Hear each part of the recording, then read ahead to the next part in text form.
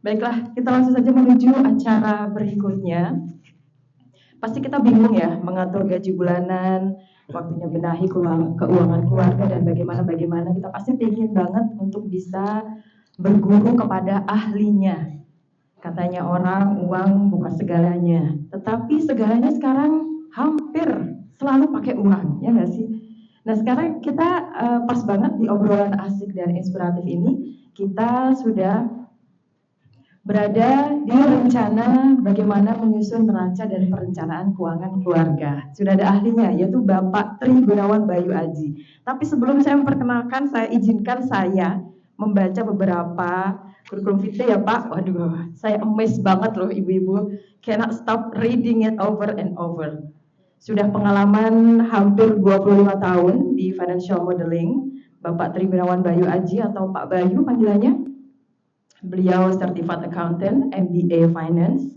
Beliau juga mendapatkan achievement di Certified Management Accountant, Certified Financial Modeler, Certified International Business Analyst, Certified Business Valuer. Ada skill dan expertise-nya juga, exceptional skills di spreadsheet dan financial modeling. Banyak banget, 23 tahun sudah berpengalaman dalam financial modeling, reporting, financial analysis dan lain sebagainya.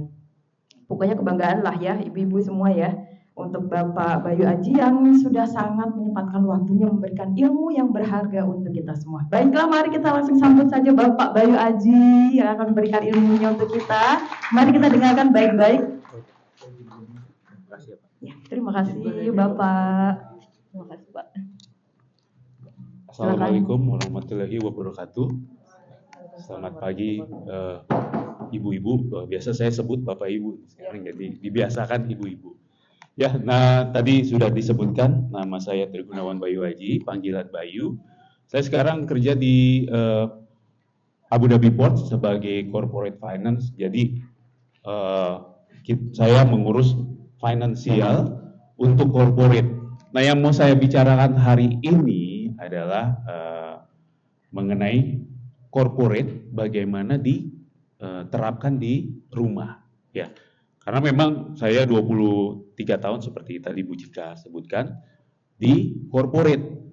Nah, memang corporate itu kan mereka itu kan inginnya adalah meningkatkan value dari perusahaan, ya kan? Kalau nggak meningkatkan value, cuma berusaha seperti biasa operasional, jalan di tempat. Nah, apa yang harus dikembangkan? Yang dikembangkan adalah neracanya. Neracanya apa aja? Ada asetnya. Bagaimana asetnya nanti kita akan lihat ya. Nah, itu dia Bapak Ibu ya. Jadi ibu-ibu. Nah, kebiasaan dulu saya sering ngasih training. Saya dulu pengajar di Bank Indonesia, tapi untuk finance ya, untuk financial modeling, untuk financial valuation. Jadi kebiasaan nanti kalau kesebut Bapak Ibu mohon dimaafkan ya. Nah, jadi seperti itu. Jadi bagaimana kita menerapkan corporate kemudian ke dalam rumah ya. Karena memang sekali lagi mindset saya adalah korporasi. Ya, boleh saya lanjut ke ini ya, di ini aja. Nah, ini neraca keuangan keluarga, ya. Nah, kalau di di kantor, ya, atau di korporasi itu ada 3 laporan utama yang penting, ya. Yang pertama adalah profit and loss atau income statement itu untuk melihat operation dalam 1 tahun. Ya, bagaimana menjalankan bisnisnya, mungkin kayak Bu Ayu ya, bagaimana di Rempah menjalankan bisnisnya, apa aja komponennya, ada revenue atau pendapatan, ada cost-nya, kemudian hasil akhirnya adalah net profit atau net profit ini atau pendapatan bersih yang akan larinya nanti ke cash flow. Nah, cash flow ini juga penting ya. Kalau kita di perusahaan selalu bilang cash is the king, ya. Cash adalah raja. Kenapa? Di dalam perusahaan ada profit and loss. Revenue itu diakui pada saat penjualan dilakukan atau jasa diberikan. Tapi uang belum diberikan. ya kan? Yang jadi masalah adalah seperti itu. Saya dulu pernah punya bisnis, saya bisnis training, ya waktu itu training dan konsultan. Saya udah mencatat sebagai revenue, ya. Tetapi uangnya belum dapat karena di perusahaan ada term of payment, biasanya 30 hari, seperti itu. Dulu waktu saya di Coca-Cola juga pernah ada kasus begini. Salesman jual sebanyak-banyaknya, ya, produknya ke warung, dia bilang begini, udah Bu, Pak, ambil aja nih produknya, taruh aja di sini.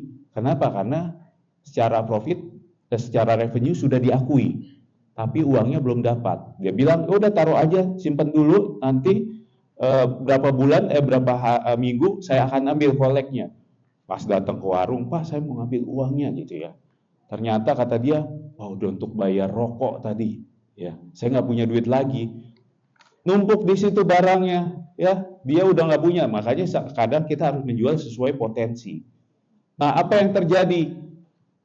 Nah, kalau di perusahaan kan begitu, profitnya dapat, targetnya nyampe, volumenya nyampe, tapi ternyata pas mau bayar bonus nggak ada uangnya. Ambil tuh di warung, ke salesman-nya suruh gitu. Kolek lagi ke warung karena uangnya nggak ada. Nah, itu yang penting, makanya disebut cash adalah king, ya. Tapi cash yang harus diingat adalah kalau menumpuk cash itu bagus nggak? Tadi Pak ini bilangkan ya.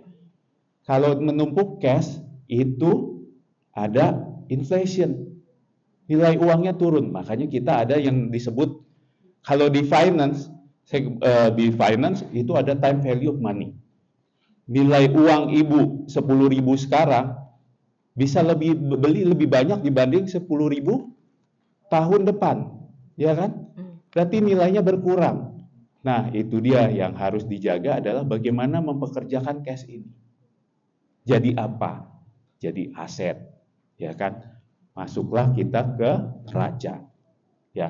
Neraca ada apa aja komponennya? Ya, kalau di neraca di perusahaan itu ada komponen seperti ini. Ya, ada komponen komponennya aset, ya. Ada aset. Aset itu what you own, apa yang Anda miliki.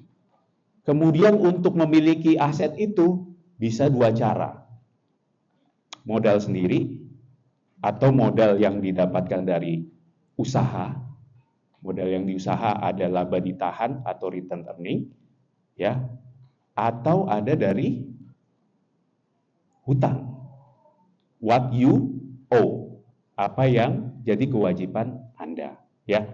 Nah, cara mengembangkan bisnis, ya, kalau di perusahaan, ya, karena kalau kami di perusahaan tujuannya adalah mengembangkan nilai atau membuat neraca itu scale up, naik.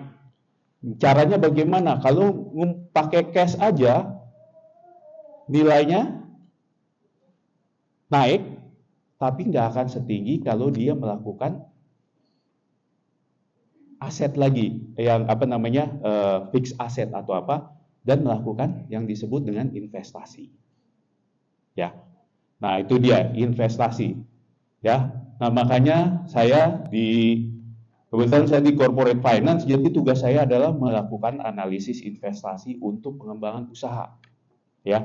Misalnya kami baru saja ada beberapa konsesi yang kita dapat. Saya waktu itu bikin modelingnya, ya. Modelingnya bagaimana financial model untuk tender, untuk konsesi dan lain-lain. Saya waktu itu kami untuk di Indonesia saya pernah bikin konsesi untuk di JCT, Koja, pelabuhan. Kemudian kalau di sini ada di Kongo, ada di Angola, ada di lain-lain, ya. Nah, itu seperti itu. Jadi makanya perusahaan ngembangin. Ada cara lain juga pengembangan, yaitu melalui merger atau akuisisi.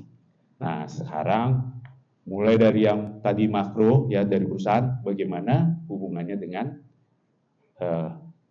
keuangan keluarga, ya. Nah, ini neraca keuangan keluarga. Ada apa aja aset, apa yang dimiliki keluarga dan memiliki nilai ekonomis, ya. Kewajiban adalah semua hutang yang harus dibayar oleh keluarga.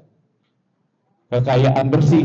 Nah, ini bedanya kalau disebut balance sheet atau neraca karena harus balance kiri dan kanan, ya.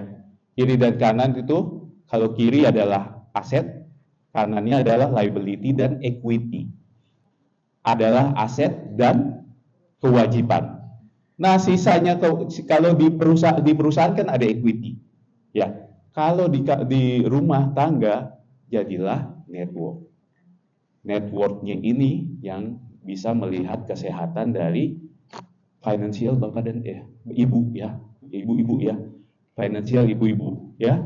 Karena tadi seperti Pak Sadri bilang ya, yang ngatur keuangan kan ibu-ibu ya. Saya udah maksud saya pernah bilang ke istri saya, ini saya udah ngitung project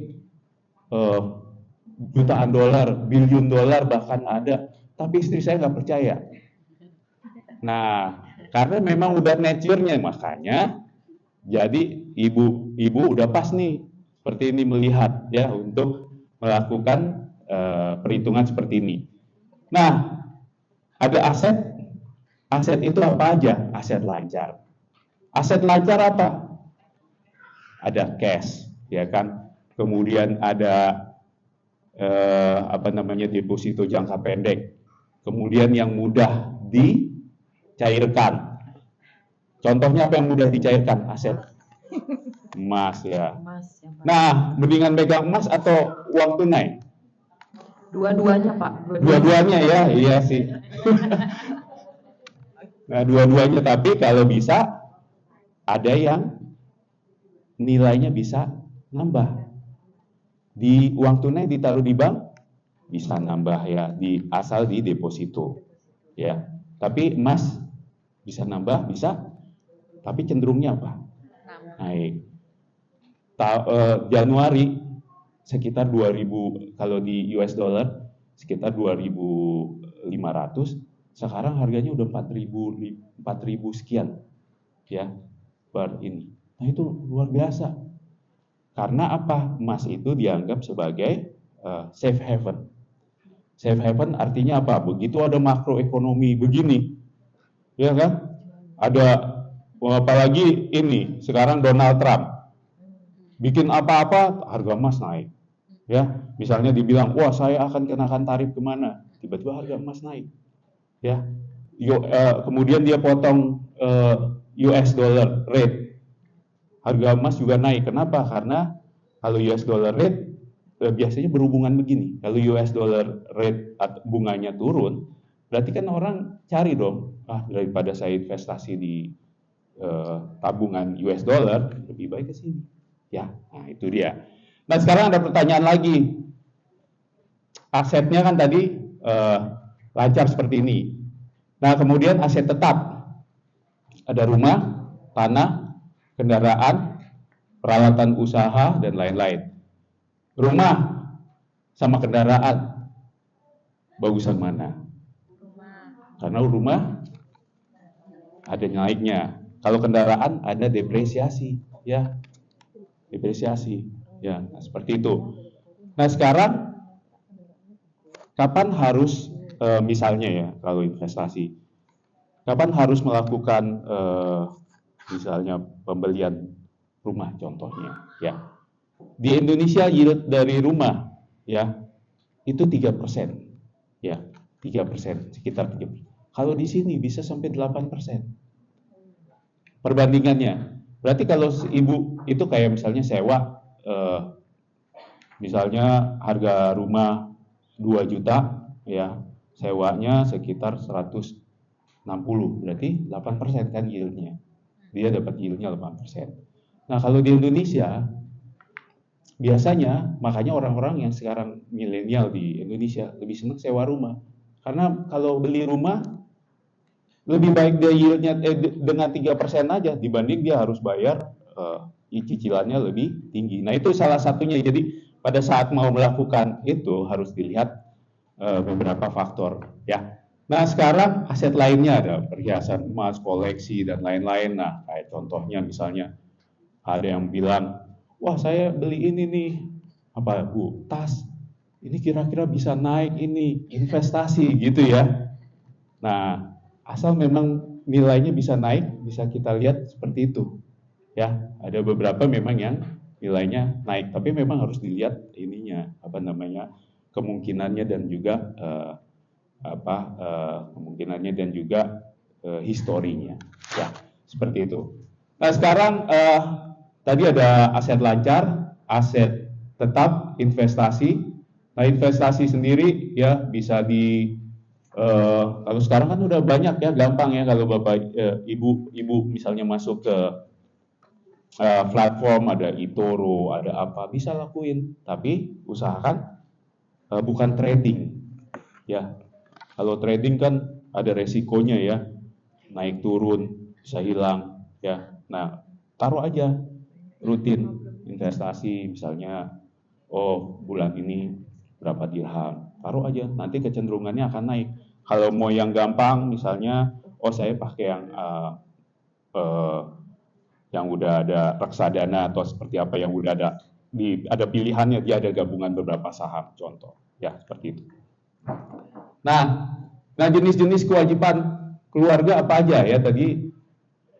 Kewajiban jangka pendek, kewajiban jangka panjang. Kalau kewajiban jangka pendeknya kayak misalnya cicilan kartu kredit atau tagihan kartu kredit, itu jangka pendek. Cicilan kendaraan yang rutin, kemudian pinjaman personal ya, dan juga tagihan-tagihan. Nah, itu kewajiban jangka pendek. Kewajiban jangka panjang apa? Ada sisa cicilan KPR dan lain-lain. Nah, sekarang kita latihan nih, Bapak Ibu, latihan bagaimana menghitung net worth dari keluarga, ya. Nah, di sini ada yang di halaman pertama kan ya, contohnya ada aset, ya, kemudian ada kewajiban. Contoh, ya, asetnya apa? Ini nggak usah nanti setelah itu hasilnya disimpan sendiri aja ya untuk latihan, atau mungkin latihannya nanti di rumah nggak apa-apa. Nggak usah aset saya ini nanti saya juga ikutan. Nah, ini stres jadinya. Nah, di Word aja ininya ya, logikanya adalah seperti ini. Apa asetnya? Ada tabungan, ada deposito, ada rumah. Rumah bukan pada saat kita akuisisi. Bukan pada saat kita beli. Tapi pada saat nilai sekarang, nilai market. Ya kan? Kalau pada saat kita beli, nilainya nggak growth, itu bukan investasi, bukan aset yang naik. Kemudian ada mobil juga nilai sekarang, bukan pada saat beli. Ya, contohnya seperti itu. Ya kita perkirain aja, kira-kira mobil kita segini. Kewajiban adalah bukan cicilannya, tapi sisanya ya. Saya misalnya rumah masih sisa berapa, ya kan? Bukan cicilannya, ya, bukan cicilannya, tapi sisanya. Nah, Bapak Ibu ya, kembali lagi ke yang tadi ya.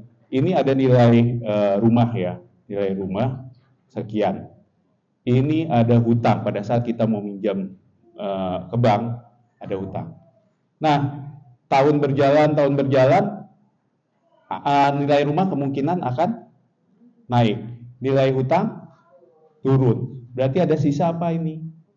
Net worth-nya, ya, seperti itu. Nah, ini contoh seperti itu. Nah, Ibu bisa buat ya, ada tabungannya berapa, kemudian ini berapa, nilainya aja, dan dikonvert ke kita kan akan kembali lagi ke Indonesia, jadi konvertnya ke.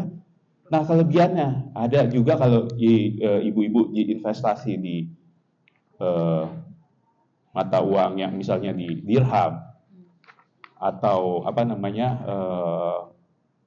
dolar, itu kan ada ini ya, nilainya ada apresiasi ya. Kalau di ini devaluasi, kalau mungkin di Indonesia agak turun ya. Nah, itu kadang kami saling menghibur dirinya begitu sesama pekerja. Gaji kita naik bulan ini karena rupiahnya lagi naik gitu ya. Ya, pas lagi turun ya udah gitu ya. Walaupun gajinya nggak naik di perusahaan, tapi kita lihat, gaji kita lagi naik gitu ya. Nah, seperti itu. sama seperti pada saat kita akuisisi aset nilainya berapa, di rupiah sekarang menjadi berapa itu kan naik. Jadi salah satunya adalah itu. Nah, kalau rumah, kemudian aset-aset lain, ya itu ada yang kira-kira kita bisa lihat yang menjaga dari inflasi terutama di Indonesia. Ya. Nah itu coba dibuat dulu latihannya mungkin. Nah ini daftarkan, catat semua kewajibannya, hitung net worth. Tapi di ini ya, nanti mungkin di rumah latihan lagi kita juga udah kasih template-nya. Nanti saya juga akan kasih template Excel-nya juga ya. Nah seperti itu. Jadi aset ya, termasuk aset itu adalah investasi ya, investasinya bagaimana nilai equity-nya, nilai sahamnya bisa naik. Nah seperti itu. Ya. Nah, bagaimana target sehatnya? Target sehat kita adalah ini nih, Bapak Ibu, net worth-nya positif. Ya. Kalau masih muda, ya, masih misalnya baru lulus, net worth-nya bisa negatif. Kenapa? Contohnya dia ngambil hutang untuk sekolah. Dia baru mulai bekerja. Asetnya belum banyak. Belum ada, network-nya pasti negatif. Nah, kalau Bapak Ibu, Ibu-ibu ya harus dilihat lagi network-nya bagaimana ya. Kemudian di-compare tahun per tahunnya ya. Misalnya tahun ini Ibu buat, tahun depan buat lagi. Targetnya adalah kita bisa growth.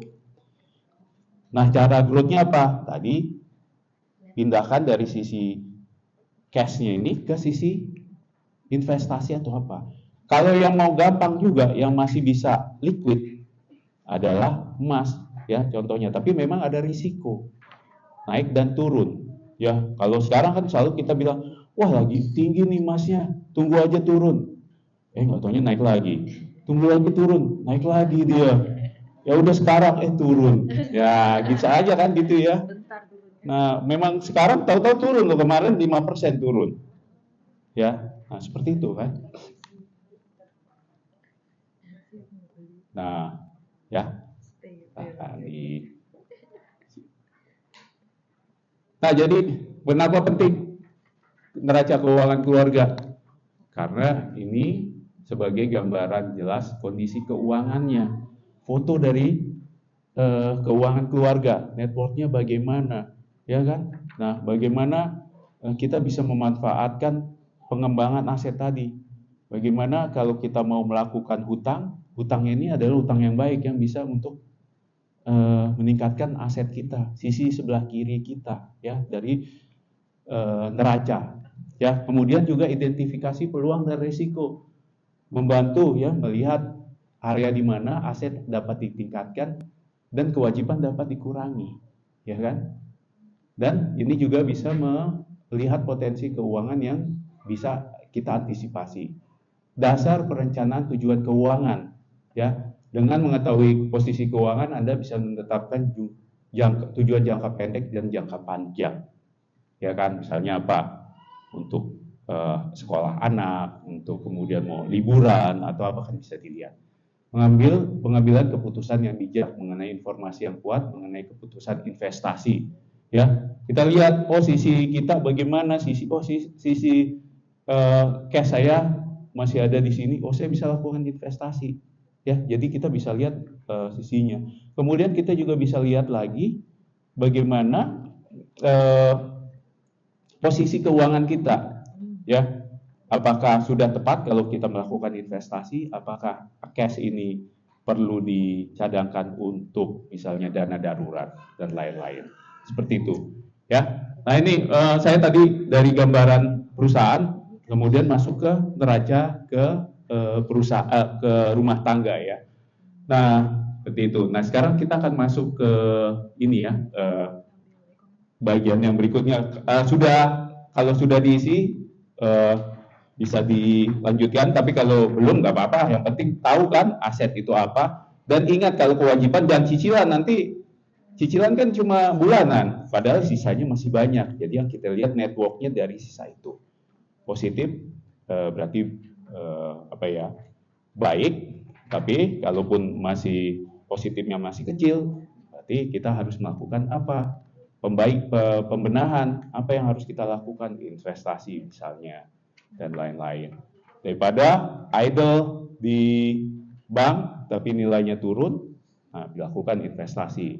Misalnya ada yang melakukan, wah saya mau buka bisnis atau apa, memang ada resikonya, tapi growth-nya bisa ada dari neracanya. Oke, saya lanjut berikutnya ya.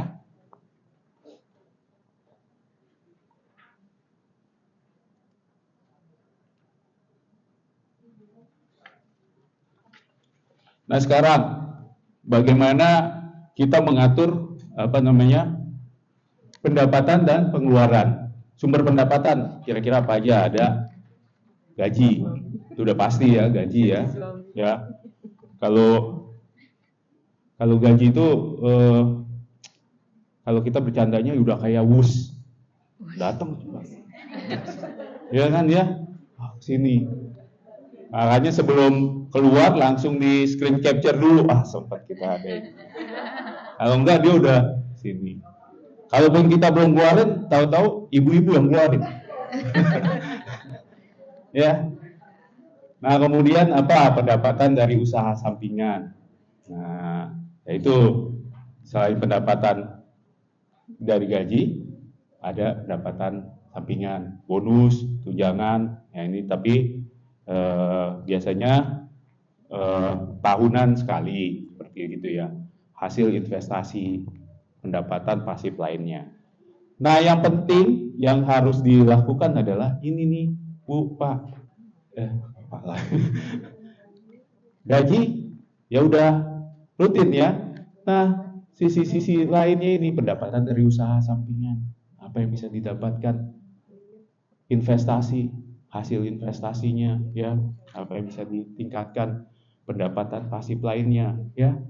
Nah, itu dia yang memang butuh faktor kreativitas ya. Seperti saya mau bikin apa, bisnis apa. Nah, tapi harus dipertimbangkan lagi, perhitungannya matang. Bagaimana bikin bisnis plan-nya, bagaimana perencanaan operasionalnya, bagaimana perencanaan lain, bagaimana membuat produk ini punya unique selling point atau bisnis ini punya unique selling point dibanding yang lainnya, ya kan? Seperti itu. Kemudian kategori pengeluaran, ada pengeluaran pokok, kebutuhan pokok yang udah rutin.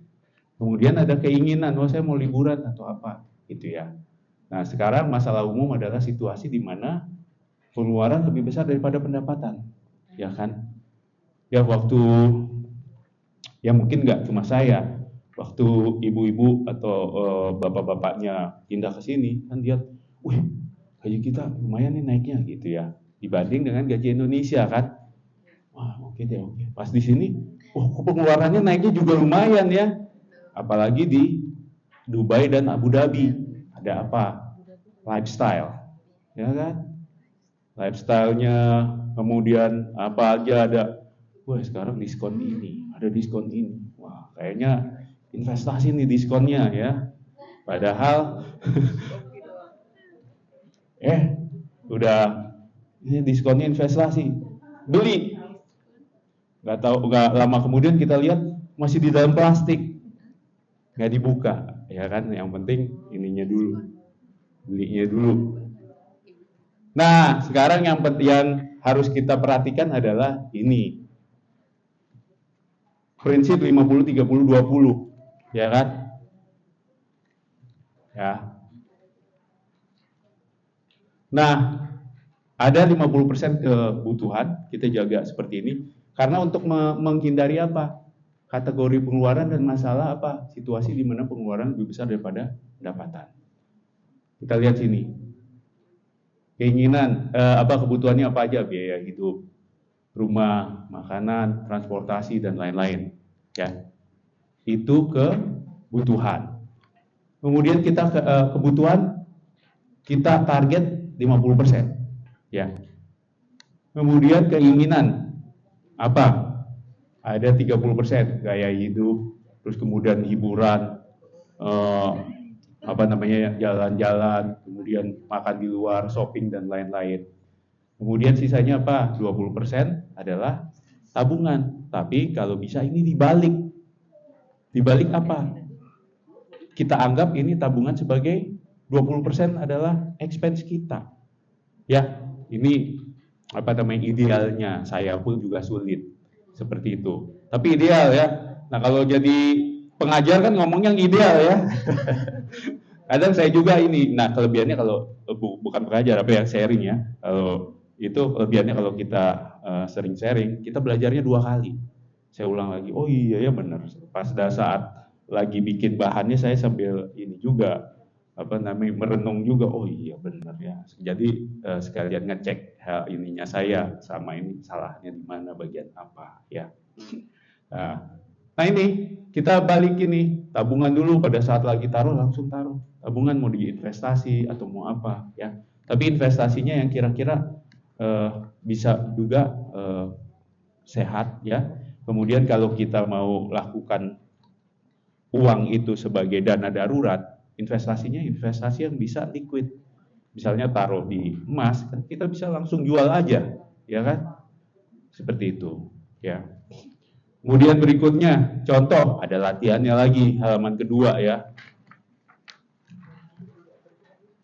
Nah, halaman keduanya ada contoh latihannya seperti itu ya. Jadi, bagaimana sih yang udah di-spend oleh ibu-ibu tiap bulannya bagaimana ya, apakah sudah sesuai dengan ini ya, misalnya kebutuhan pokok 50%, keinginan dan lifestyle 30%, tabungan 20%. Ya, tapi nggak usah terlalu optimis juga, wah saya bikin tabungan 80%. Iya kan gitu. Target saya 80% gitu ya. Mungkin awal-awal 20% dulu, tapi kalau udah bisa naik terus ya kan. Karena udah ada apa? Karena udah ada sisi growth dari pendapatan.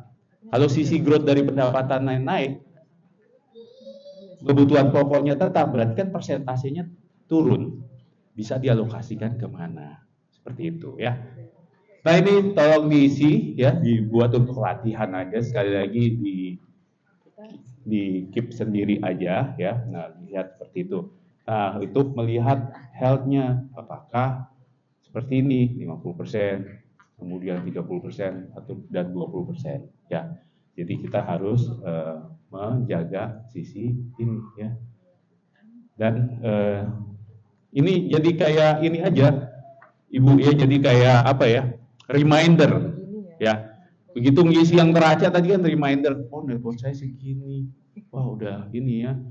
Begitu ngisi ini lagi, reminder lagi, oh ternyata saya begini alokasinya, ya kan? Jadi bukan berarti, wah saya masih begini, kemudian jadi kepikiran atau apa gitu ya. Jangan, tapi jadi reminder. Jadi sisi perbaikannya bagaimana, atau misalnya, wah udah begini nih, udahlah. Jangan jadi jumawa juga, jangan kebalikannya, tapi adalah perbaikannya atau pengembangannya lagi gimana. Ya, seperti itu. Ya. Nah, ini latihannya tadi ya, catat pendapatannya seperti apa, dapatnya dari mana, kemudian ini lihat persentasenya, ya. Oh, kalau kan begitu tadi ya, misalnya, oh kalau saya mau ini nih, sisi lifestyle saya pertahankan. Keinginannya saya pertahankan 30% gitu ya. Atau mau ditingkatkan ya, mau ditingkatkan.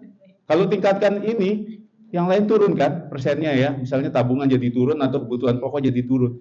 Nah apa caranya biar tetap stabil yang lainnya? Pendapatannya yang ditingkatkan, ya kan? Teorinya begitu ya. Jangan nanti pulang-pulang nyuruh, Pak, gini Pak, kita harus jaga keuangan, lifestyle saya, gimana kalau ningkatin pendapatan? Nah, nanti saya ketemu bapak-bapak dimarahin, apa sih kemarin diajarin gitu ya. Ya.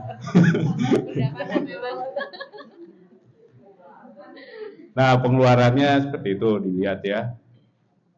Kemudian evaluasi hasilnya gimana. Nah, gunakan ya aplikasi Bapak Ibu terus ya, saya ibu-ibu. Sekarang bisa coba pakai namanya di ChatGPT ya. Ada AI agent. AI agent. AI agent itu nanti ibu bisa buat kayak perintahnya, karena untuk yang rutin dilakuin, ya kan? Rutin dilakuin di AI agent tuh ada. Tolong buat laporan keuangan dari setiap saya upload data ini. Upload dari SMS, kan sering ya bunyi-bunyi SMS ya. Ya, seringnya apa kalau bunyi SMS? Kredit atau debit biasanya? Ya, keluarnya apa tuh? Itu ya. Sekali kredit, sisanya debit gitu ya misalnya. Ya, seperti itu. Nah, itu tinggal copy, masukin ke ChatGPT, ada AI agent, seperti itu. Jadi, saya sering buat juga kayak untuk misalnya untuk urusan kantor atau apa, saya buat AI agentnya aja. Nanti begitu dapat apa, saya copy, dia langsung bikin. Kalau mungkin ada yang dulu pakai Excel, itu namanya makro untuk melakukan pekerjaan yang berulang. Investasi juga, misalnya mau investasi daripada nganalisa banyak-banyak, copy aja ininya screen capture dari misalnya chart, bikin 4 jam, bikin 2 jam, bikin berapa hari gitu, taruh di itu, nanti dia akan kasih analisanya, minta tambahin dengan analisa makro dan dari internet dan lain-lain. Seperti itu ya, bisa ya. Maksudnya banyak hal yang bisa kita lakukan daripada, tapi saya juga kasih sih aplikasinya ke ibu-ibu ya. Nanti terakhir saya tunjukkan, saya sih kemarin share ke Bu Rizka, mungkin Bu Rizka bisa juga share, ada template-nya, nanti juga PDF-nya mungkin bisa di-share. Ya, itu ya. Catat semuanya, transaksi, bedakan pengeluaran tetap dan variabel, ya. Variabel berarti yang sesuai dengan aktivitas, ya, kayak misalnya belanja bulanan, bensin dan hiburan, ya, itu variabel. Ya, kalau yang tetap ya udah biasa, cicilannya udah harus berapa, ya. Internetnya, kemudian asuransi itu udah tetap. Kalau yang variabel sesuai dengan aktivitas, ya. Kalau biasanya biaya bensin, listrik akan turun pada saat bulan Juli Agustus ya, di mana kita libur. Tapi sisi pembelanjaan kita di sana yang naik ya, gitu ya. Wah, saya udah saving di sini, lupa di sananya banyak ya kan. Nah, buat juga sistem ini amplop digital ya misalnya ya, kebutuhan keinginan tadi yang 50%, 30% sama 20%. Ya, disiplin pada budget ya.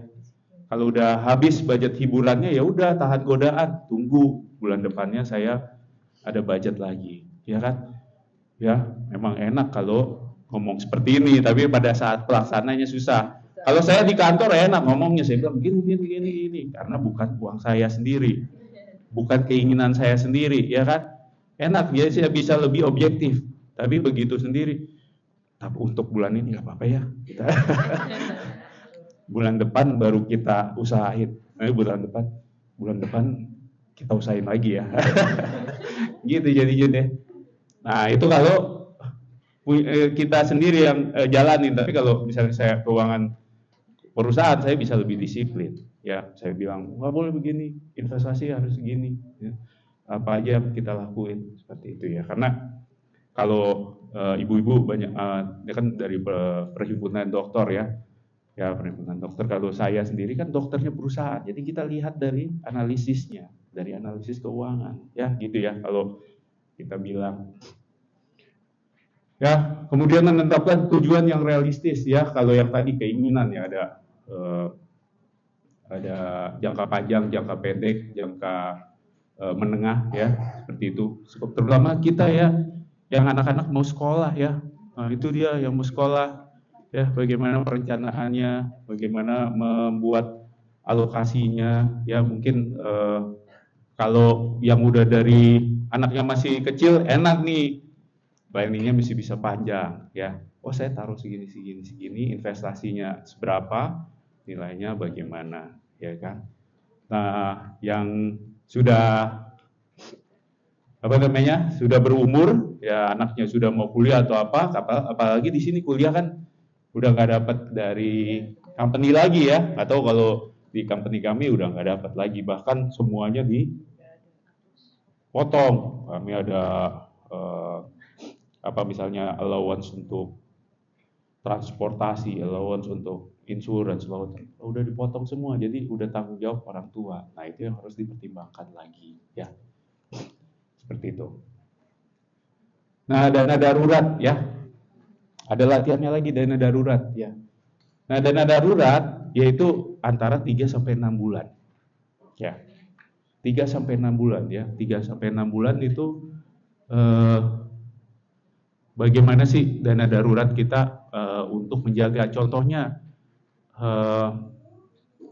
kalau misalnya tiba-tiba di sini kan ya ibu-ibu ya, terutama ya tiba-tiba ada orang yang bisa di cut, balik lagi ke Indonesia, butuh dana darurat ya kan, butuh dana darurat. Nah misalnya gimana, biasanya kita pengeluaran berapa? Contoh pengeluaran 8.000 ya, berarti 8.000 kali 6 berapa? Sekian ya. Terus kemudian 8.000 kali 3 berapa? Nilainya berapa? Antara 24.000 sampai 48.000, tergantung dari profil ibu-ibu ya. Misalnya kalau masih muda ya kan 3 bulan lebih aman ya kan. Tapi yang sudah berumur ya kan 6 bulan. Kenapa? Kalau 3 bulan itu mungkin yang masih muda lebih gampang cari kerja atau melakukan aktivitas melakukan planning lain ya. Kemudian juga lebih aman lah untuk 3 bulan. Nah, kemudian kita lihat di sini. Dana daruratnya itu bisa apa? Tabungan ya, atau deposito, atau apa tadi? Satu lagi yang bisa aset lancar. Emas bisa, ya kan? Saham bisa nggak? Saham asal yang platformnya bisa langsung dijual. Kalau misalnya ibu ada di Finance, di eToro, di dan lain, itu kan mau dijual kapan aja bisa, ya kan? Itu bisa dijadiin alokasinya. Cuma tergantung kita juga lihat ada resikonya, ya. Kalau nggak ada resiko ya uang, tapi nilainya tadi ada time value of money, ada diskon dari uangnya. Kenapa? Karena ada inflasi. Uang itu nggak menjaga inflasi. Ya, uang itu makanya Pak Sadri sebutkan, Pak Purbaya minta uangnya daripada nggak berputar, sisi sebelah kirinya nggak naik, asetnya nggak naik, ya kan? Uangnya di sini aja, sisi sebelah kiri yang atas saja yang lancar, yang nggak bergerak, harus dipindahin ke sini investasi. Ya, waktu itu pernah ada juga kejadian di Australia ya, mereka nggak ada yang belanja, nggak ada yang produksi. Dikasihlah uang sama pemerintah, lakuin uang ini dibagi untuk belanja, mulai bergerak, ya kan? Makanya di sini juga bapak ibu-ibu tahu kan, sering ada liburnya panjang kasih diskon, ya kan? Di sini suruh belanja terus ya, nanti nilainya kan gini. Tapi begitu mau kirim ke Indonesia agak susah, ngirim lebih banyak sedikit ditanya ada ininya seperti itu ya. Nah seperti itu biar bisnisnya jalan. Nah itu salah satu proteksinya.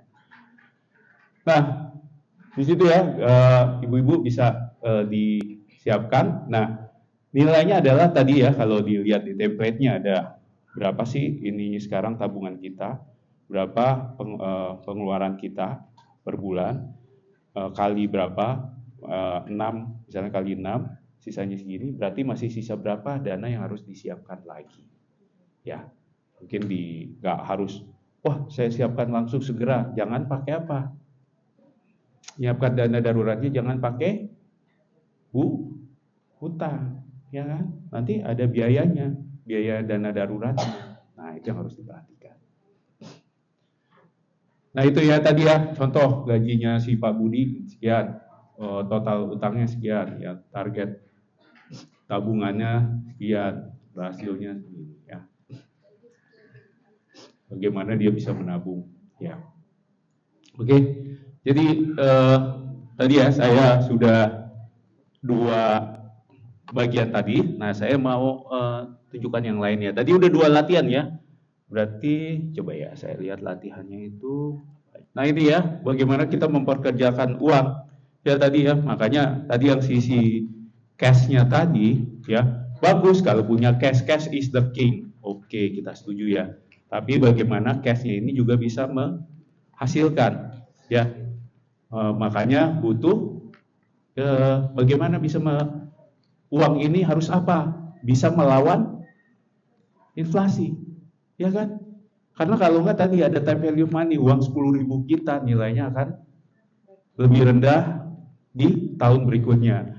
Mencapai tujuan besar bagaimana? Misalnya, wah saya kalau pakai cara seperti ini, nggak bisa nih. Kalau mengandalkan misalnya pendapatan aja, sisi pendapatannya saya nggak tambahkan, nggak bisa nih untuk kedepannya harus ada sekolah, ada pensiun, dan lain-lain. Kemudian, nah ada keajaiban yang katanya Einstein, yaitu kompon, bunga berbunga. Misalnya ibu taruh 10.000, berbunga 5%, ya kan, nilainya 5%. Jadi 10.000, jadi 10.500. Tahun depannya lagi dimasukin lagi 10.500-nya itu bunga 5%. Naik lagi, itu namanya kompon. Makanya bank seperti itu. Bank itu melakukan itu. Bapak Ibu, dia kompon di sini naik, uang lagi diputar di sini, kompon lagi naik, kompon lagi di sini naik. Dananya akan terus berputar jadi tinggi, ya. Nah, ini dia prinsip dasar dari investasi apa? Investasi jangka pendek 1-3 tahun misalnya kita untuk dana pendidikan. Diversifikasi, jangan taruh semua dalam satu, wah saya beli emas semua misalnya. Kalau bisa ada di combine dengan misalnya ada saham, ada apa, seperti itu ya. Kemudian kita lihat profil resikonya. Kalau yang tinggi ada resiko juga akan drop, ya kan? Yang rendah ya kemungkinan akan stabil, tapi nilai investasinya nggak akan nilai returnnya nggak akan tinggi, ya seperti itu. Kemudian ada yang harus dilihat juga, ada biaya pajak dan lain-lain. Ya ini status contoh studi kasus ya, yang tahun lalu ini berdasarkan Knight Frank. Knight Frank ini kelihatan year on year di 2025 tiba-tiba naik sekitar segini. Apa ini?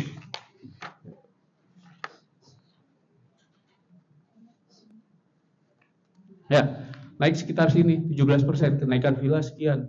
Ya, kalau lihat di Arif bisa naik lumayan tinggi, yang termasuk sewanya kan naik ya. Karena biasanya dia lihat dari yieldnya itu 8%, kalau misalnya sewanya naik sekian, ya berarti nilai rumahnya akan naik juga sekitar, misalnya dia bayar rumah 100.000, ya itu kalau yieldnya 8%, berarti 100.000 dibagi 8%, ya nilainya akan jadi berapa? Jadi sekitar 1,2 atau 1,3 gitu ya nilainya. Nah kemudian ini kalau kita lihat lagi studi kasus emas ya, di kuartal 1 sekitar 2.800, 30 September kemarin 3.800, kemarin berapa minggu, seminggu lalu sempat 4.500, berarti kan naik ya, meskipun nilai emas ada ini ya, ada nilai proteksi, tapi investasi emas tidak ada dividennya, tidak ada misalnya bulanan dapat dividen atau dapat bunga atau apa. Jadi benar-benar lihat dari capital gain-nya aja ya, seperti itu. Nah kemudian pertimbangkan sebagai insurance untuk portfolio. Dulu saya pernah ada waktu dulu saya sering ngajar atau apa, kadang saya simpannya begini, oh saya alokasiin aja, saya buat jadi disiplin. Oh kalau udah ada gaji, pakai gaji, sisanya begitu saya dapat ada tambahan misalnya dari dulu Wasu ngasih training di Indonesia, ada tambahan itu saya beliin emas. Ya udah, jadi yang lainnya nggak kepake untuk itu. Nah baru kita bisa beli waktu itu kumpul. Nah misalnya mau lakuin, oh saya mau convert investasinya ini yang emas ini jadi yang lain, misalnya jadi rumah atau jadi apa, bisa juga kan seperti itu ya. Nah ini Bitcoin, nah ini Bitcoin ini luar biasa ya, tapi nggak akan ada lagi sih. Kalau ada lagi, kalau kita bisa, ini kadang kalau lihat lagi, kadang kita kalau berpikir, wah coba bisa kembali dulu saya taruh aja berapa, nilainya berapa ini? 0,03 dolar, sekarang udah 6, bahkan 124.000 ya. Nah ini nggak adil ya. Kita kerja tiap hari begini 8 jam, ada orang nggak sengaja beli, apa sih ini beli, sekarang nilai segini, banyak yang jadi ini. Tapi ya itu lupain Bu, ya. Nah tapi cuma saya mau tunjukin bahwa ada case seperti ini. Tapi enggak juga, ternyata saham juga seperti itu. Lihat nih Microsoft, asal sabar aja, taruh. Nah bagaimana cara investasi yang mau main saham atau apa, investasi yang gampang, yang sering dipakai aja. Oh saya sering pakai misalnya buka ini handphone saya Apple, ya udah beli Apple. Pulang ke rumah naik mobil saya apa, ya udah dipakai ini. Kan kalau ibu percaya dengan produk itu, berarti ibu percaya juga dengan melakukan investasi di situ harusnya. Kalau percaya dengan emas, pakai emas, berarti saya investasi dengan emas misalnya. Bisa aja. Tapi ya tadi emas nggak dapat apa namanya, nggak dapat dividen atau apa. Tapi ibu misalnya yang bukan logam mulia apa, bukan apa sih namanya yang ini LM ya, yang dipakai itu ya ada kepuasan sendiri ya, wah saya pakai ini. Tapi kelemahannya ada biaya apa buatnya ya, yang cost bikin. Nah ya seperti itu. Jadi ada macam-macam aset lainnya, ada ETF, ada apa ya. Nah seperti itu sih, mulailah berinvestasi. Jadi ya tadi yang saya jelaskan neracanya, ada bagaimana cash-nya ini bisa dialokasikan ke aset. Nah kemudian saya jelaskan ada bagaimana melakukan investasinya ya. Nah bagaimana apa namanya sekarang mengelola neracanya itu, kemudian bagaimana mengembangkan neracanya.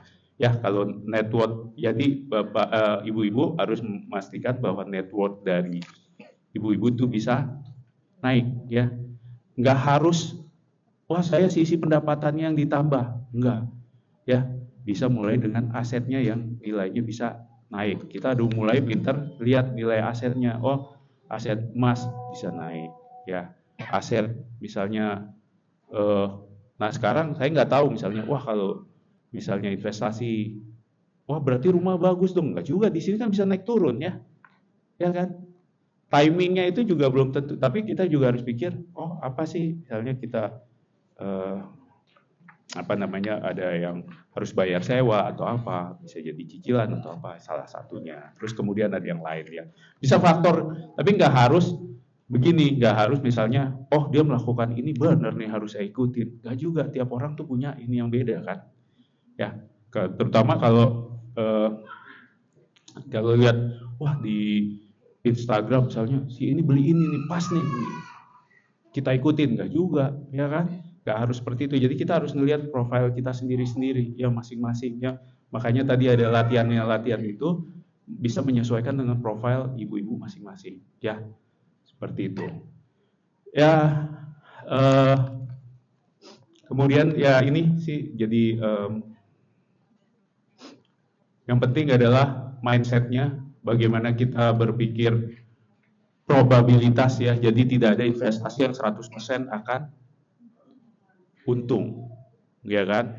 Kecuali investasi pada ilmu pengetahuan ya pada ini ya kita sendiri, pada kesehatan. Nah itu investasi penting ya. Kadang ini kita kerja lain nggak investasi sama kesehatan, ya malah jadi sakit. Udah duitnya banyak nggak bisa nikmatin, ya seperti itu. Kesabaran, bagaimana membutuhkan waktu bertahun-tahun. Jangan tadi lihat, wah yang ini bisa naik tinggi, jangan pelan-pelan aja, seperti itu ya. Kemudian juga jangan FOMO tadi ya, lihat, wah harga ini naik, bener nih semua ke sana. Nah, ini sekarang di sini ya banyak pemain besar, ya di investasi itu banyak pemain besar. Ayo ikut semua gini, dibanting gini, ya kan? Dia jual-jual ini, yang udah di sini beli di tinggi, repot deh. Nah seperti itu, jangan terpancing juga. Kemudian analisis fundamental yang paling kalau butuh di skillnya, misalnya lihat PE rasionya, debt to equity, banyaklah rasio-rasio kita bisa beli buat risk budgetingnya, belanja maksimalnya bagaimana, kemudian kemudian market awareness-nya, lihat makronya. Sekarang makro juga penting. Donald Trump ngelakuin apa, tiba-tiba ada perubahan, ya kan? Ngelakuin, kemudian ada impact-nya juga dari berbagai macam berita juga pengaruh, ya. Kemudian sikap, konsistensi, taruh terus, misalnya jadi nilainya berapa, konsisten, ya. Kemudian review berkala, lihat lagi portfolionya, network dari kita, nilainya berapa, network dari balance sheet, kemudian investasinya, equity-nya naik atau enggak. Ya, equity yang dilihat equity, kalau di itu kan dilihat equity-nya, kalau naik ya oke. Bukan pada saat dilakuin misalnya wah saya udah lakuin penjualan nih, saya dapat cash segini, tapi equity-nya malah jadi turun. Nah, kita lihat dari equity-nya. Ya, learning-nya kemudian seperti itu. Apa teman?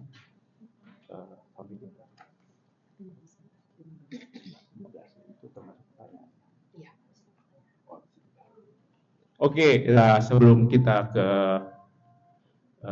pertanyaan ya. Nah ini ya, saya tunjukkan satu lagi ya. Nanti PDF-nya akan di-share juga.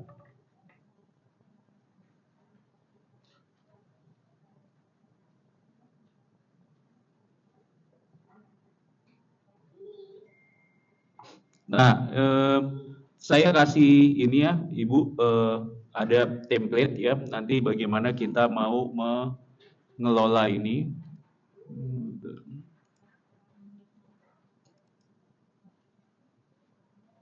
Ya, ini ada contohnya personal monthly budgetnya bagaimana, misalnya, punya monthly income-nya berapa, projected, jadi kita udah punya projected-nya, budgetnya, kemudian actual-nya berapa, jadi nanti kelihatan nih kesehatannya nilainya berapa, misalnya sekian, ya ini kalau positif bagus, kalau difference-nya sekian, ya ini negatif berarti berarti nilai saya di bawah projected. Nah, apa yang harus dilakukan?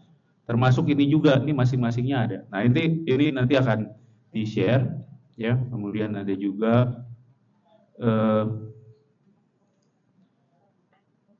kalau misalnya mau hutang, ya kan? Lihat nih nilainya ada berapa. Saya masukin misalnya nilai ini 1 juta. Ya, bunganya berapa? Berarti kita loan periodnya berapa tahun? Misalnya 10 tahun. Ya kan? Number of payment per year-nya berapa? Selama bulanannya sekian. Setiap bulan berarti schedule-nya harus payment-nya berapa. Nah, ini bisa kelihatan. Ya, nanti bisa disesuaikan dengan ininya, kemampuan ibu-ibu ya. Nah, kemudian ini simulasinya aja nanti bisa dan nggak susah kok, ini udah ada penjelasannya, tinggal ngisinya di mana. Kayak retirement plan-nya juga, misalnya kapan mau pensiun ya. Nah, kita bisa lihat nih umur kita berapa sekarang, pendapatan bulanannya berapa, kemudian kita pada saat pensiun mau revenue replacement-nya berapa. Ya kan, nanti kita kelihatan, kita masih bisa pegang ada uang, kemudian sampai 80 sekian. Kalau gitu apa yang mau saya disiplinkan? Misalnya saya kurangin ini jadi 50%. Ya, 50% berarti kita bisa sampai ya. Nah, ini dia. Ya, sesuai dengan ekspektasi usia ya. Nah, seperti itu. Nah, ada juga kalau untuk menghitung ini ya, apa namanya, ada juga faktor pada saat kita mau melakukan investasi ya, investmentnya berapa persen, seperti itu ya. Oke, itu saja sih ibu-ibu. Jadi selanjutnya berarti acara tanya jawab ya. Tanya jawab. Terima kasih Bapak Bayu Aji yang sudah memberikan ilmunya yang sangat berharga kepada kita ya. Masya Allah. Memang benar ya ibu-ibu ya, kita ini ternyata ntar lagi gajian loh, udah bisa dipraktekkan loh ibu-ibu ya ilmunya. Langsung melek nih kayaknya kalau udah lihat, oh iya ya udah tahun 22, wah jeng jeng jeng. Terima kasih, sampai hari ini masih seger-seger semuanya para sahabat-sahabat Oasis. Udah dapat ilmunya tadi ya kan. Ingat, kalau bisa keinginan tadi yang 30% dikurangi kalau bisa.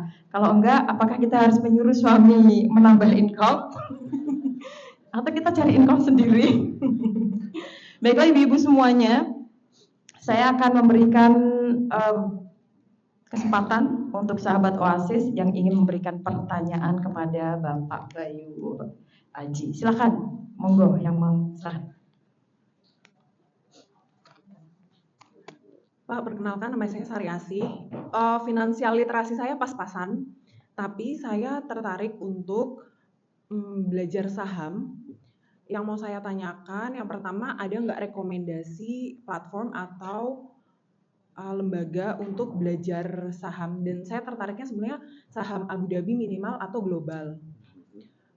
Selanjutnya, kalau misalnya mau beli saham di Abu Dhabi, apakah amannya langsung dari bank aja? Bank kan memfasilitasi investment kayak gitu. Apakah dari bank atau ada rekomendasi lembaga lain? Kayak gitu sih. Terima kasih.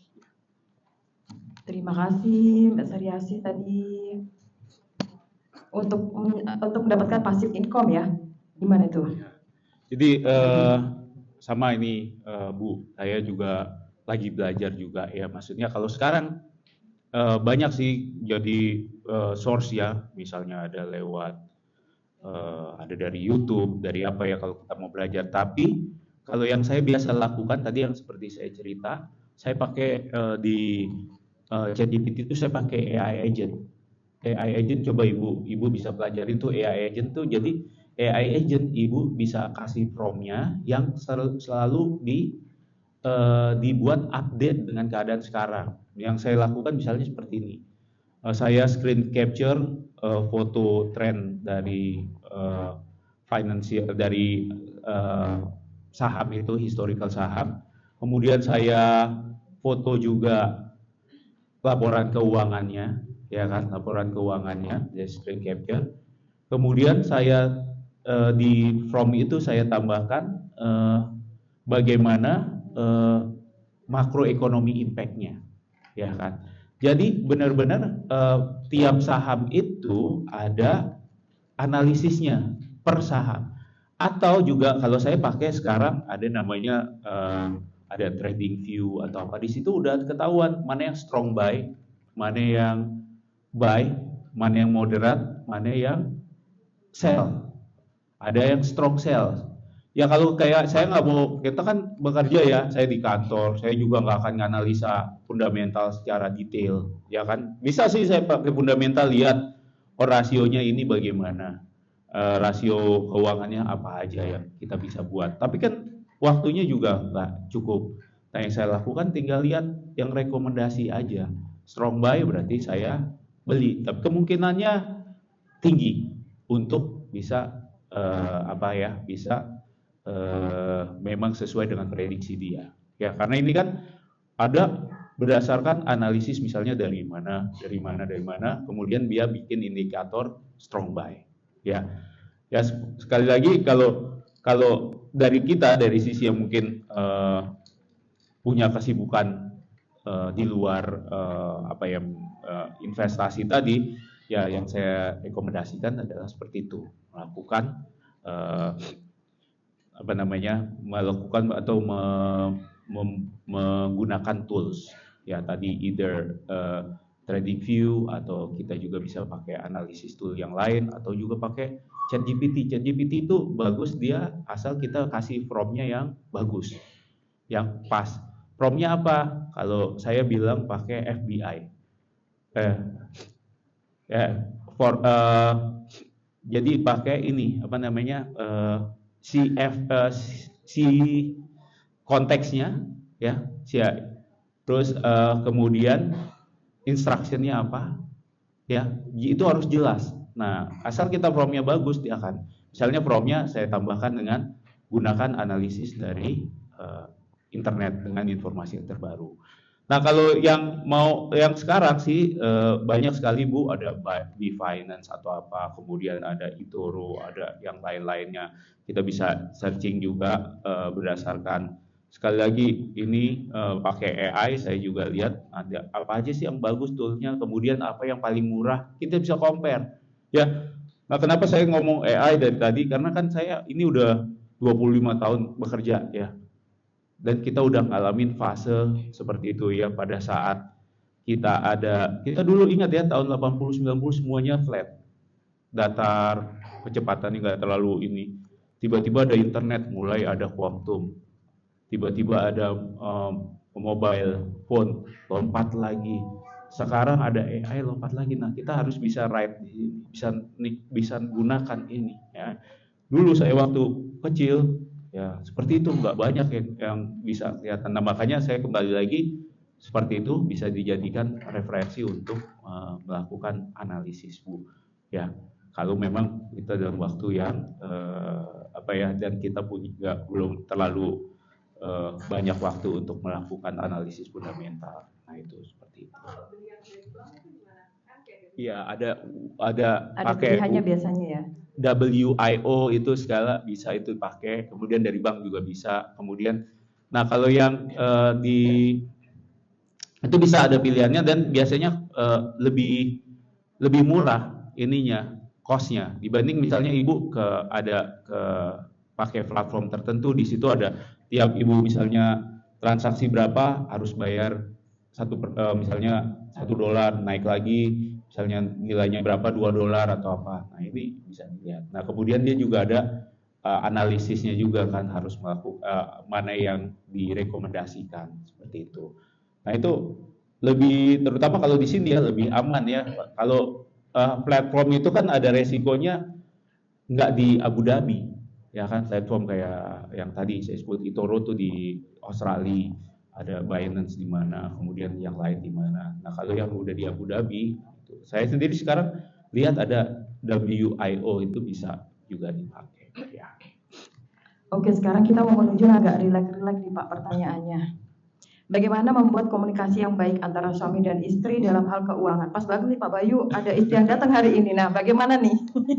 Ya. Ada tips triknya nggak Pak? Karena masalah keuangan itu krusial ya. Karena suami istri bisa gontok-gontokan loh, hanya untuk masalah keuangan. Nah, ya. Satu ke kanan, satu ke kiri. Nah, itu gimana nih Pak?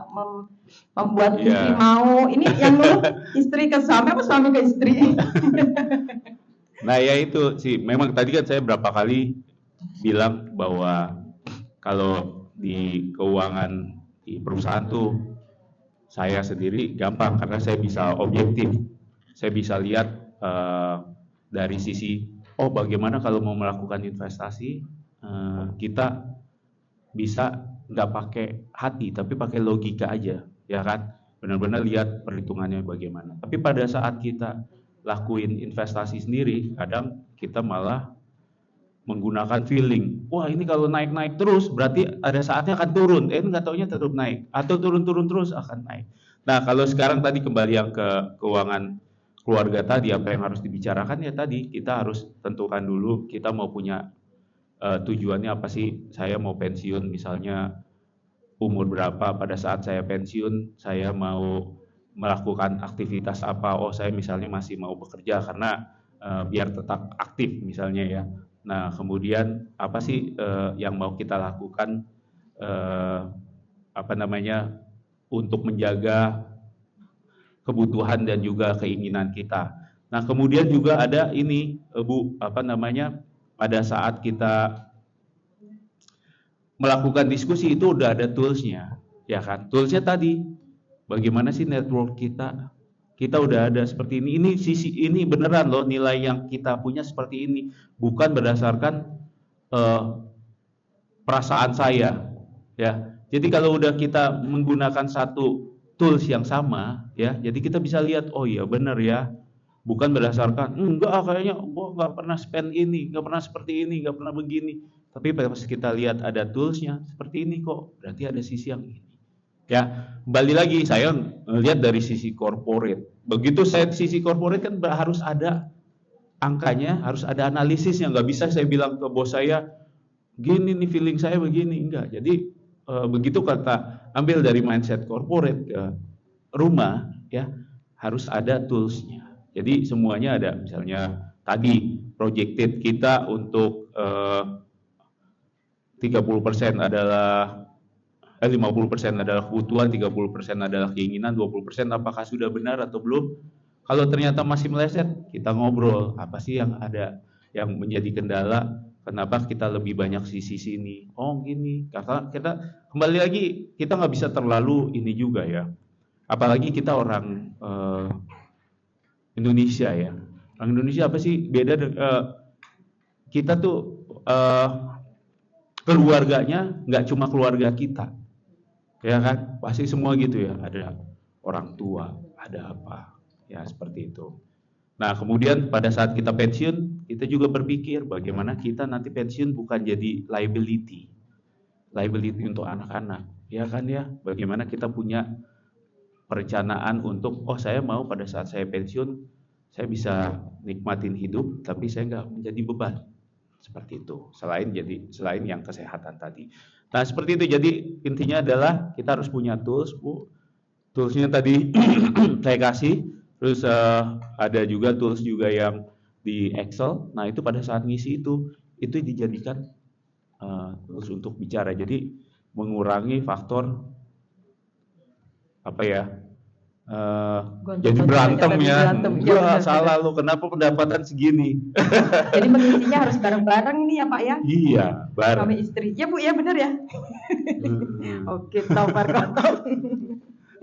Nah, untuk gimana dengan anak-anak kita nih Pak? Di usia berapa sih mereka tuh perlu juga dilibatkan dengan yang namanya keuangan gitu? Karena kan mereka juga harus tahu dong keuangan kita, apa aja yang kita nggak tahu usia itu kapan kita nggak ada dan lain sebagainya, kan anak-anak itu harus sudah tahu gitu apa sih yang dimiliki oleh para orang tua dan lain sebagainya, semua informasi hutang, aset dan sebagainya itu cocoknya kalau untuk anak-anak remaja usia berapa ini ya Pak? Ya itu apa ya? Nah ini juga jadi refleksi untuk saya ini. Ya itu maksudnya memang bagusnya dari semenjak dini sih dikasih seperti itu ya.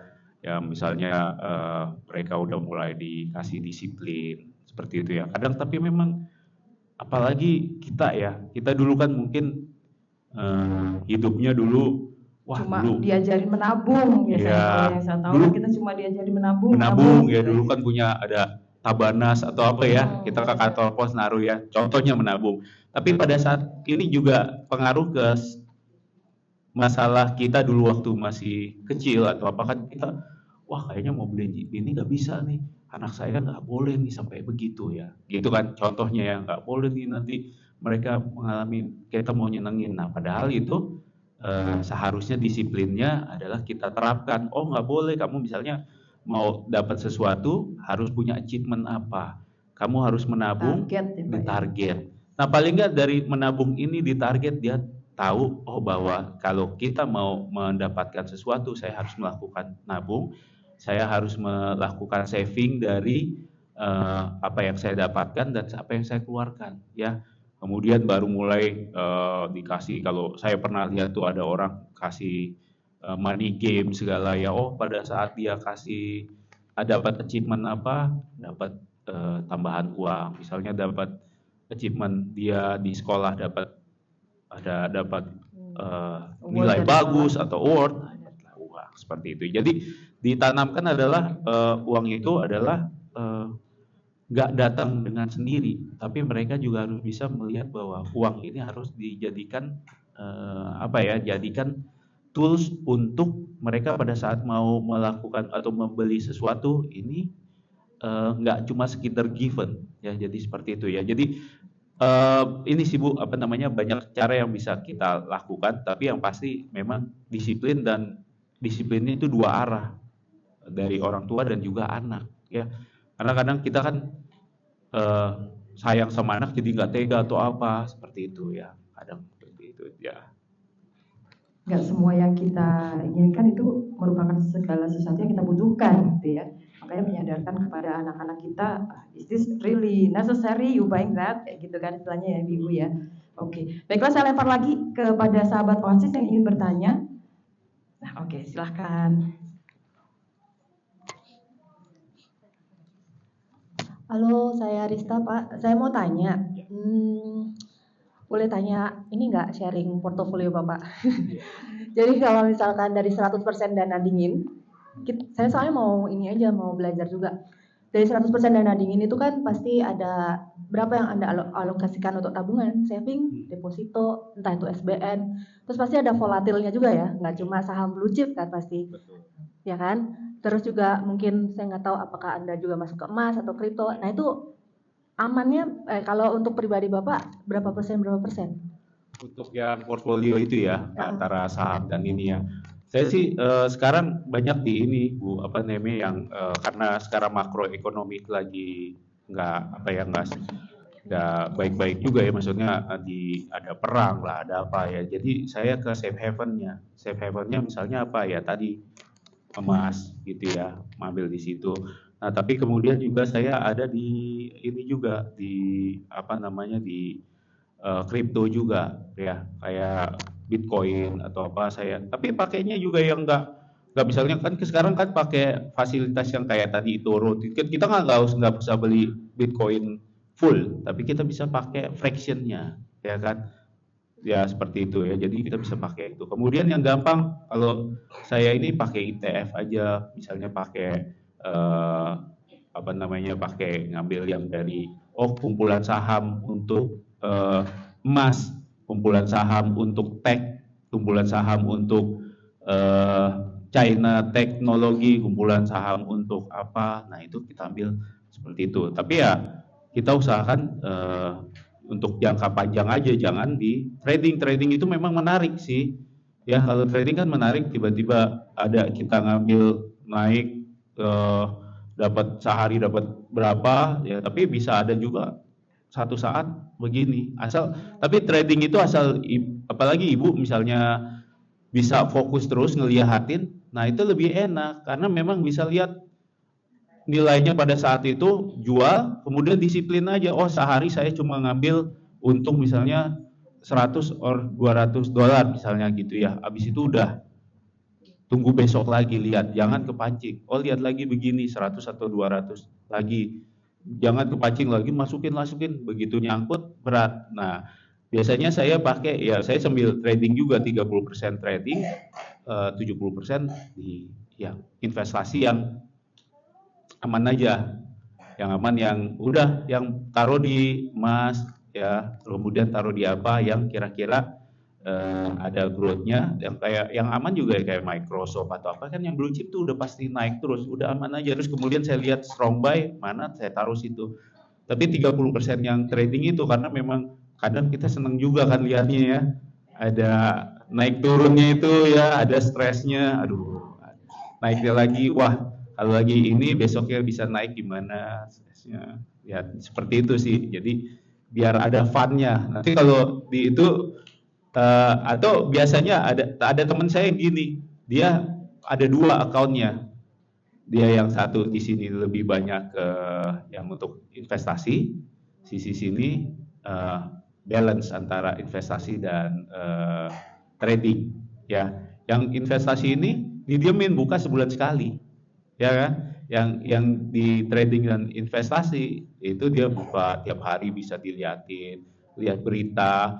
Ya kayak tadi saya tinggal copy, minta ChatGPT analisa atau apa gitu ya. Tinggal copy, nanti ChatGPT lihat analisa, Ini buy atau sell, atau sell-nya di mana, buy-nya di mana, di posisi berapa. Paling gitu sih, Bu, ya, karena sekali lagi kita bekerja dan nggak apa ya namanya, nggak terlalu fokus untuk di investasi yang paling aman ya yang jangka panjang aja.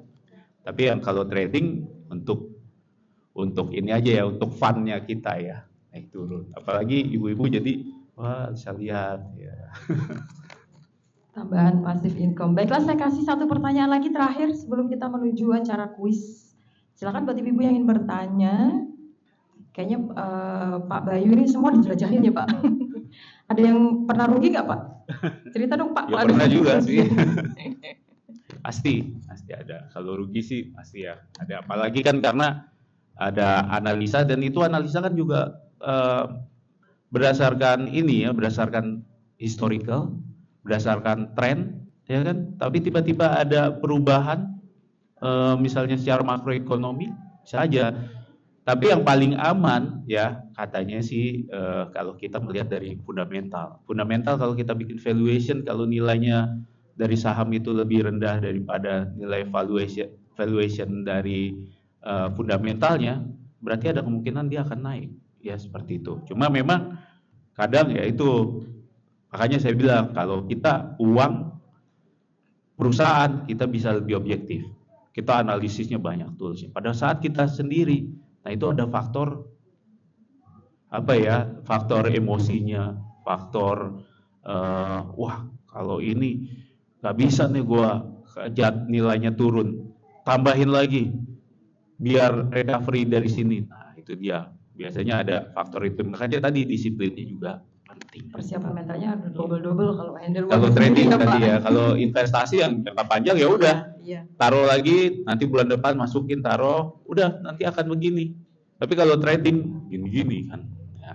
Deg-degannya. Iya. Baiklah, untuk Ibu Rizka, silakan pertanyaan terakhir. Iya, oke. Kalau tidak ada pertanyaan lagi, saya mau bertanya Pak Bayu Iya. ya. Yang pertama tadi kan tentang gold. Nah, bagaimana kalau tentang silver, Pak? Apakah Iya. itu bisa dijadikan investasi atau tidak? Lalu yang kedua, saya bertanya tentang branded goods. Nah, tas branded, sepatu branded, apakah itu benar merupakan investasi atau tidak? Nah, terima kasih Pak. Kalau gold untuk secara apa ya, secara fisik ya itu apa namanya, ada dalam logam mulia yang nggak ada potongan-potongannya. Kalau silver saya nggak terlalu tahu, tapi kalau logam mulia kan ada seperti itu yang nilainya nggak ada nilai buat dan lain-lain. Nah tapi kalau misalnya ibu mau emas ataupun silver tapi dari komoditi, itu kan ada di ini juga ya, di apa misalnya di platform kayak eToro dan lain-lain, tapi nggak ada fisiknya. Kalau emas kan kenikmatannya ibu mungkin pegang fisiknya dan lain-lain, silver juga pegang. Tapi kalau dari sini enaknya adalah mau jual hari ini, mau jual besok, mau jual kapan aja bisa kalau pakai yang tadi. Cuma nggak ada fisiknya ya, seperti itu kalau komoditi. Nah kemudian kalau saya sendiri sih lihat apa ya, fluktuasi dari silver tuh lebih tinggi. Yang 2 hari kemarin juga baru turun 6% kalau nggak salah, 6% atau berapa, itu tinggi. Ya emas juga turun 5% kemarin kalau nggak salah, setelah dia naik rally terus panjang ya. Nah kalau saya pribadi sendiri sih ngelihat masih di gold ya Bu ya, dan saya pakainya komoditi. Tapi kalau pakai yang kalau fisik ya emas sih ya, seperti apa. Dan memang emas itu sekedar sharing Pak, hari minggu yang lalu itu saya ke Gold Souk di Madinah Zayed itu habis Pak. Emas batangan yang 24 karat itu, jadi mereka yang dicari itu 10 gram, 20 gram, 25 gram itu habis hampir di semua. Di toko Best Bullion yang biasa ibu terkenal itu habis semua, sampai ngantri-ngantri, mereka hanya tinggal tersisa yang 1 graman. Jadi memang emas itu semua masih merupakan pilihan favorit ya, favorit ya. betul. Favorit ibu-ibu, Favorit ibu. bapak satu ibu-ibu gitu ya. Ya dulu saya kalau saya bisa sharing dulu pernah saya begini yang tadi saya cerita kalau saya dulu waktu itu saya bekerja sambil ngasih pelatihan-pelatihan kayak di Bank Indonesia dan lain-lain. Nah sisi gaji saya nggak mau saya ganggu. Begitu saya ada tambahan apa saya beli emas. Beli emas waktu itu masih inilah masih harganya juga masih oke, masih murah waktu itu. Beli emas. Nah setelah terkumpul, saya mau beli rumah. Nah itu bisa dijadiin, ya maksudnya bisa kita planning kan. Kalau beli rumah langsung nggak bisa kan? Ya yang kita menabung sisi emasnya itu naik. Nah kita bisa buat seperti itu. Terus dulu emas juga saya pernah pakai begini. Emas itu kita dulu kan saya ngasih di training, ya kayak misalnya training financial modeling dan lain-lain. Nah saya harus nyewa hotel, ya kan? Pada saat saya nyewa hotel, saya harus bayar dulu hotelnya sebelum peserta bayar ke saya. Berarti saya nggak punya duit untuk bayar hotel karena kan pesertanya belum bayar. Dia setelah ikut training baru dia bayar dan itu kadang masih ada 30 hari. Sebelum itu ya emasnya ini saya sekolahin kalau dibilang. Masuk ke Pegadaian, ya kan? Nah itu dia setelah uangnya dibayar udah. Jadi kita nggak keluar dibanding pakai minjem bank atau apa. Contohnya gitu sih ya, maksudnya ada. Bisa di sini ada nggak sih kayak Pegadaian? Nggak ada ya. Jual beli ya bisa jual beli juga sama kan, jual beli. Tapi kalau jual beli ya kayak tadi kita jual ada naik. Nah tapi udah nggak usah dipikirin kalau wah harusnya nggak saya jual kemarin gitu ya. Jadi kayak pound shop gitulah ya. Ya. Kita bisa jual betul-betul gitu. Nah kalau yang branded tadi ya seperti itu Bu, karena kan ada harga yang memang tiba-tiba yang naik tinggi ya, tapi malah apa ya kayak this is my precious ya, maksudnya wah saya nggak mau jual ini, kayaknya nggak akan lagi saya dapat lagi seperti ini. Walaupun harga naik ini susah. Bertahan ya. Ibu, Ya. bertahan. Jadi apa itu? Karena kita ada ini ada ikatan dengan ininya, jadi susah kayak misalnya wah kapan sih saat yang tepat jual, pada saat saya mau jual wah tapi saya sudah suka ini gitu ya, contohnya gitu ya. Nah padahal itu investasi tapi nggak apa-apa ya, maksudnya itu kan juga akan nilai kan ada beberapa yang brand yang akan naik terus ya, tapi ada juga ternyata yang bisa turun, yang kayak misalnya waktu itu ada jam Rolex naik terus tahu-tahu dia masanya ada turun ya, seperti itu ya. Itu sih ya, bisa sih iya, karena kadang kita attach sama barangnya itu kan pada semua juga. Karena juga barang-barang branded yang kita beli juga achievement kita ya ibu-ibu ya. Udah usaha nabung-nabung ya kan gitu. Baiklah ibu-ibu, itu tadi ya sudah pertanyaan. Oke, kita kasih satu lagi buat Mbak Anin nih kayaknya ya. Aduh, oke silakan. Ya, Assalamualaikum warahmatullahi wabarakatuh. Saya Anin. Melanjutkan pertanyaan Mbak Resti tadi ya. Kira-kira saham-saham apa saja Pak yang cenderung kuat naik, walaupun saham itu berbeda sama tadi Bapak bilang emas atau rumah yang cenderung steady atau naik nilai uangnya. Nah kalau saham itu bagaimana Pak? Apa ada saham-saham yang kuat yang mungkin bisa di-sharing gitu? Misalnya kayak di Indonesia mungkin Indofood gitu ya. Kalau di dunia tadi Microsoft atau apa gitu. Wah ini kayaknya ibu-ibu pada main saham. Iya benar kayaknya nih. Baru mau saya centil. Nah Mas, kalau kita lihat kan gini, ke depan tuh ada apa? Future-nya ada apa ya? Ya kalau kita lihat future-nya sekarang bagaimana sekarang kayak yang waktu saya bilang tadi ada internet tiba-tiba lompat, ada mobile phone kuantum lagi, ada AI nih kuantum lagi lompat lagi. Nah sekarang masa sini AI ada apa? Ada super computing. karena dia butuh seperti itu ya. Apa contohnya? Ada Nvidia, ada apa. Nah, ini akan terus akan naik. Nah, seperti ini yang berhubungan dengan masih ada trennya seperti ini ya. Ya dibanding dengan kita misalnya yang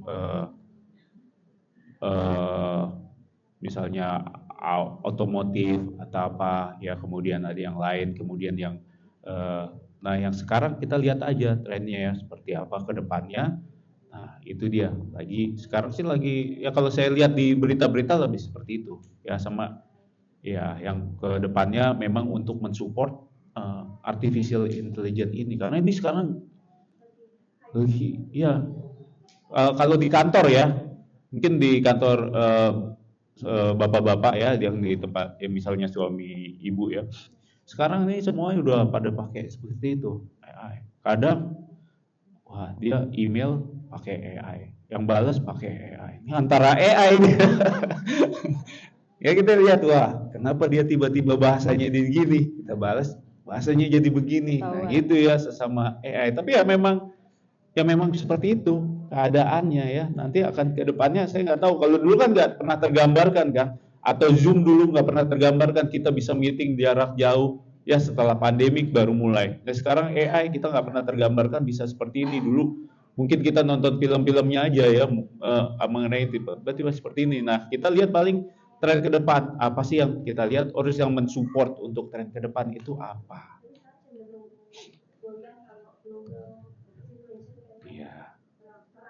Iya, betul. Iya, misalnya sekarang kayak gitu ya, yang kebijakan Amerika dan lain-lain kan saling mempengaruhi ya. Misalnya dia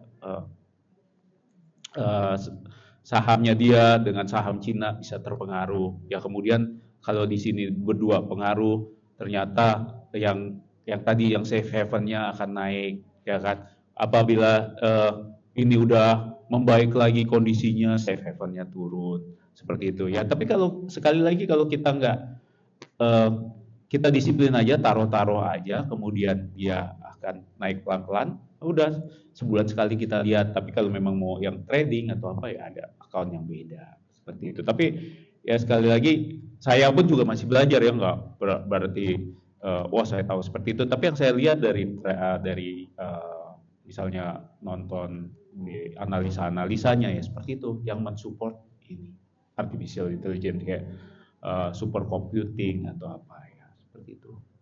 Terima kasih semua untuk sahabat Oasis yang udah berpartisipasi memberikan pertanyaan ya. Ngasih itu ya homework banget buat Bapak Bayu Haji. Ternyata ya Pak, Ibu-ibu. Iya, pengalamannya banyak.